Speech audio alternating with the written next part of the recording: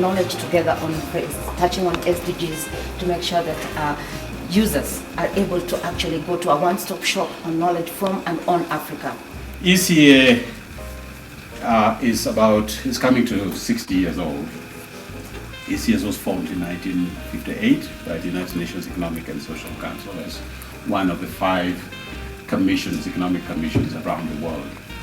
Now, its mandate as a commission is really to support African governments with policy advice, with actually giving the basic training that maybe governments would need, by helping to shape the discourse of development and support not just government but the whole country, sometimes in terms of looking at parliamentary involvement in the country, human rights involvement, planning, etc., etc. So this is our mandate.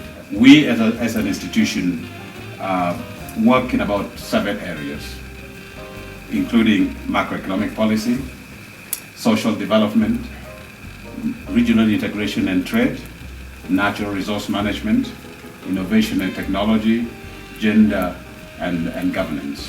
I really wanted to know, at what point do you involve yourself with the government undertakings? Is it on the basis of need, when the need arises? Or do you wait for them to approach you on specific issues so that you respond? Or how do you do it? At what point do you get involved? How are we going to solve this problem? We want to industrialize, but at the same time there are these products which are coming from maybe China, which are cheaper.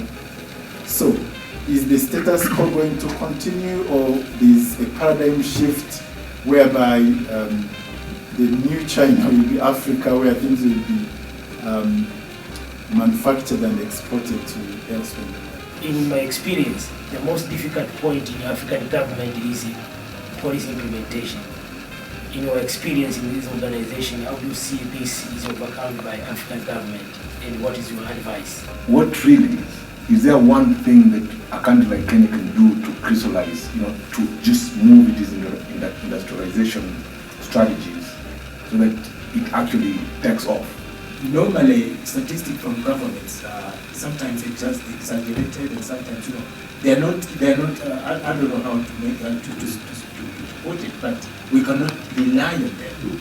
So I was wondering how are you helping to have this problem solved in terms of statistics? In recent times, there has been many cases of our youth dying in the Mediterranean. What is UNECA doing?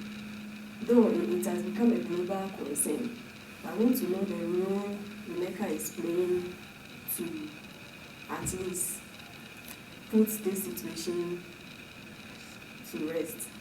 Your statement, with which I agree, that whoever controls the data controls the narrative. But there are lots of organizations out there that collect data and produce data, the World Bank, the IMF, UNCTAD, etc., etc. So it implies 2 questions for me. 1, what's wrong with the other narratives?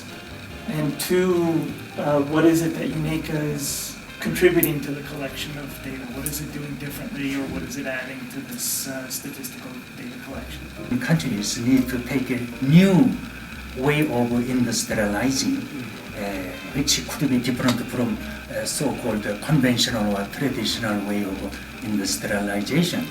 So, how are you, supporting African government just taking into account of new technologies put into the new industrialization process? I'm from Germany. 150 years ago, Germany was totally scattered in terms of ethnicities, right? Bavaria, Saxonia, everything. But we've kind of grown together to the same, call us the same ethnic group now, right? So this has to happen, from my point of view, the same in African countries. So are we making progress? The diaspora African diaspora is a source of funding for our development needs. The questions that were raised were quite relevant to the issues facing Africa, and your responses were very insightful, and I think I I'm sure the participants and my colleagues found your answers very informative and helpful in understanding, at least some issues about Africa.